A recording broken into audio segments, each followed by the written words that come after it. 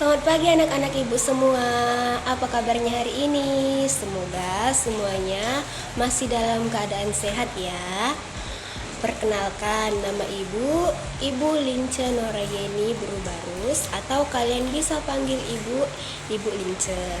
Oke, sebelum kita memulai kegiatan belajar mengajar kita, marilah kita berdoa dulu sesuai agama dan kepercayaan kita masing-masing. Doa dimulai. Doa selesai. Ibu absen dulu ya. Egi Emeninta, oke, hadir. Emelda Ginting, hadir. Reni Pinem, hadir. Sagita, hadir. Oke. Apa ada yang tidak hadir hari ini? Kenapa? Sri tidak hadir? Kenapa Sri tidak hadir? Oh, sedang sakit. Oke. Semoga Sri kita doakan lekas sembuh biar bisa berkumpul bersama kita lagi di kelas ini untuk mengikuti proses pembelajaran ya anak-anak ibu semuanya. Oke, tim siapa yang piket? Apa tadi ada yang nggak piket? Reni tadi nggak piket, kenapa? Oh, terlambat. Untuk selanjutnya jangan datang terlambat ya, biar bisa mengikuti piket di pagi hari, karena penting untuk menjaga kebersihan sebelum kita memulai kegiatan pembelajaran. Baiklah anak-anak ibu semua, pada pagi hari ini kita akan belajar tema keluargaku, subtema hidup gotong royong. Sebelumnya ibu mau menyampaikan tujuan dari pembelajaran kita. Yang pertama yaitu melalui pengamatan terhadap gambar, siswa mampu membedakan tindakan yang mencerminkan sikap hidup rukun dan hidup tidak rukun dengan benar. Tujuan pembelajaran kita yang kedua yaitu melalui kegiatan tanya jawab, siswa mampu menyebutkan manfaat hidup rukun dengan benar. Tujuan yang ketiga yaitu melalui kegiatan tanya jawab, siswa mampu menyebutkan manfaat hidup rukun dan saling berbagi dengan benar. Lalu yang terakhir, melalui kegiatan membaca cerita pendek, siswa mampu membaca teks cerita dengan lafal dan intonasi dengan benar. Nah, itu tadi merupakan tujuan pembelajaran kita pada pagi hari ini. Apa anak-anak semuanya siap untuk mengikuti pelajaran kita pada pagi hari ini? Oke, siap ya. Ibu senang ketika semuanya bisa bersemangat pada pagi hari ini, sehingga kita bisa memulai pembelajaran dengan serius dan dengan konsentrasi. Kita mulai pembelajaran kita. Nah, anak-anak semua, sebelumnya sudah ada yang tahu belum apa itu hidup rukun? Penting nggak hidup rukun dalam kehidupan kita? Oke, Egi, penting nggak hidup rukun dalam kehidupan kita, nak? Iya, penting. Hidup rukun pasti penting dalam kehidupan kita, karena jika kita hidup rukun, maka sekeliling kita akan damai dan nyaman dalam saling bermasyarakat. Apalagi saling bertetangga. Jika kita hidup rukun, maka satu sama lain kita akan merasakan nyaman. Nah, anak-anak, dalam lingkungan rumah dan sekolah pasti ada suatu perbedaan, yaitu beda agama, ras, dan suku bangsa. Tetapi walaupun ada perbedaan, kita harus hidup rukun agar dapat menciptakan suasana yang damai dan nyaman. Untuk mewujudkan hidup rukun, kita harus mau berteman dengan siapa saja. Jadi kita tidak boleh berpilih-pilih teman ya. Ada di sini yang pilih-pilih teman? Ibu harap nggak ada ya. Kita semua harus merangkul dan berteman kepada siapa saja, meskipun kita berbeda agama, suku, ras. Kita harus berteman dengan siapa saja. Nah, untuk mewujudkan hidup rukun, kita harus mau juga saling mengasihi, saling menyayangi dengan sesama manusia tanpa membeda-bedakan agama dan suku bangsa. Nah, lalu bagaimana dengan saling berbagi? Saling berbagi dengan sesama tanpa memandang perbedaan agama dan suku bangsa merupakan sikap yang terpuji. Di sini siapa yang pelit sama temannya? Nggak boleh kita pelit-pelit ya. Kita harus bisa saling berbagi sama teman kita, apalagi kepada orang-orang yang membutuhkan. Kita harus bisa saling membantu dan saling berbagi rezeki. Apapun itu, hal kecil akan sangat membantu buat orang lain yang sedang kekurangan. Berbagi yaitu membantu teman yang membutuhkan bantuan dengan ikhlas tanpa mengharapkan imbalan, dengan berbuat dengan hati yang tulus. Contoh sikap saling berbagi dalam kehidupan sehari-hari yaitu memberi bantuan kepada teman yang tertimpa musibah atau mendapat kecelakaan, memberi sedekah pada peminta-minta dan di sekolah, misalnya memberikan pinjaman alat tulis pada teman yang tidak membawakan alat tulis. Lalu pentingnya saling tolong-menolong. Dalam lingkungan rumah dan sekolah, kita harus saling hidup tolong-menolong.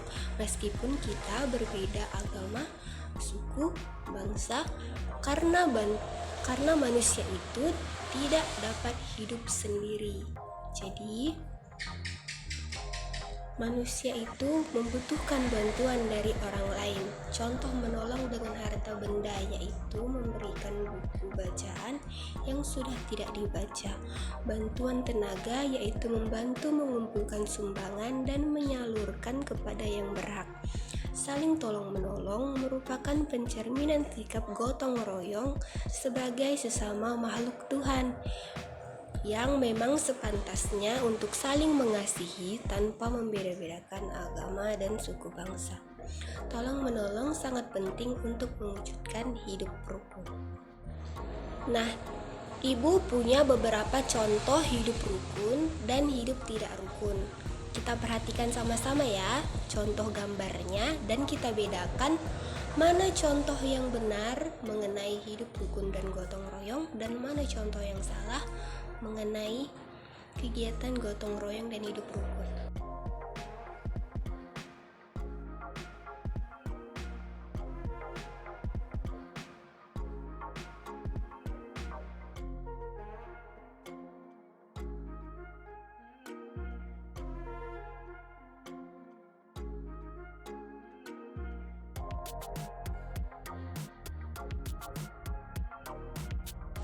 Oke anak-anak, dari gambar yang sudah Ibu sajikan tadi, coba Ibu mau kasih satu soal, yaitu sebutkan contoh gotong royong yang pernah kamu lakukan di rumah dan di sekolah.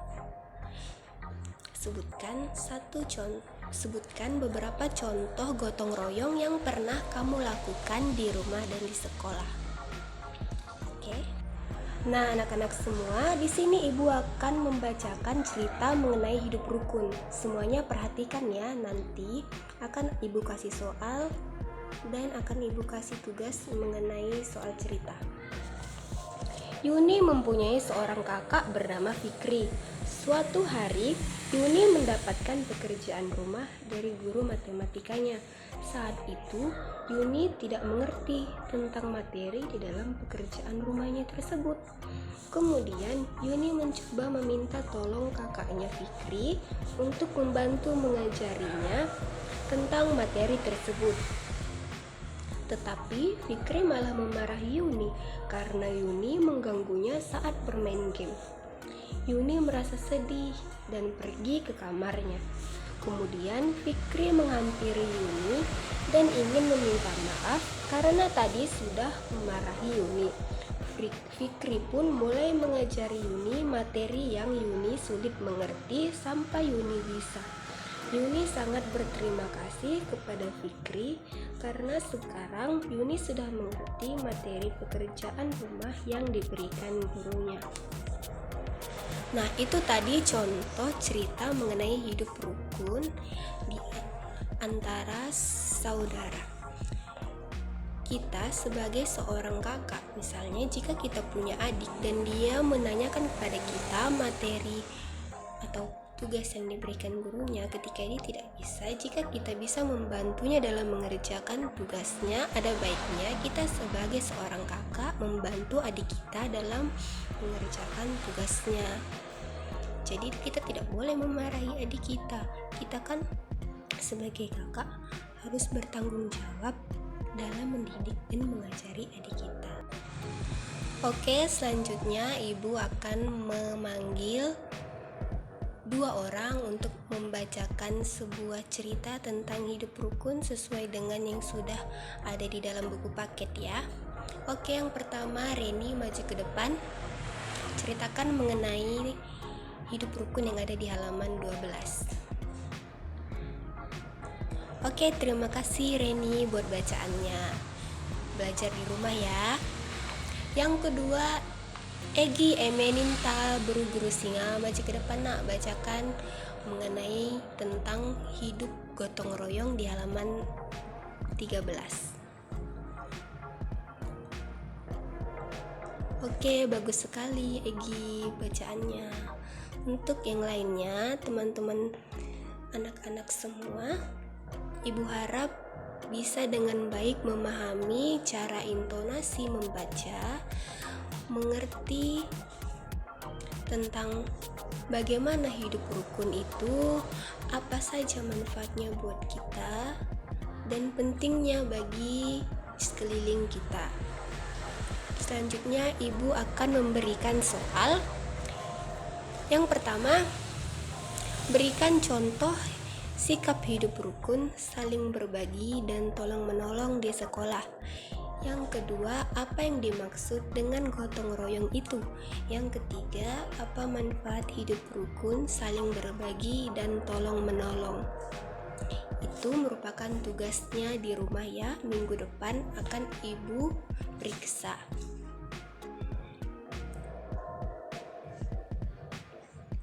Jadi anak-anak semua, itulah pentingnya hidup rukun, saling berbagi, dan gotong royong buat kita sesama manusia. Karena kita di dunia ini tidak hidup sendiri, kita memerlukan bantuan orang lain. Itulah pentingnya bersosialisasi antara satu dengan yang lain dan mempraktekkan hidup gotong royong serta saling berbagi dan hidup rukun agar kita bisa hidup dengan damai dan nyaman bersama masyarakat sekitar dan juga bersama siapapun yang ada di sekitar kita saat ini, misalnya bersama teman-teman di sekolah, ibu guru, dan semua yang ada di dalam sekolah. Nah, ibu mau coba tanya sama Sagita. Sagita, apa tadi ibu bilang hidup rukun itu? Ya benar, hidup rukun itu adalah hidup nyaman dan damai bersama semua masyarakat yang ada di sekitar kita atau bersama teman-teman kita di sekolah. Bagus sekali ya Sagita.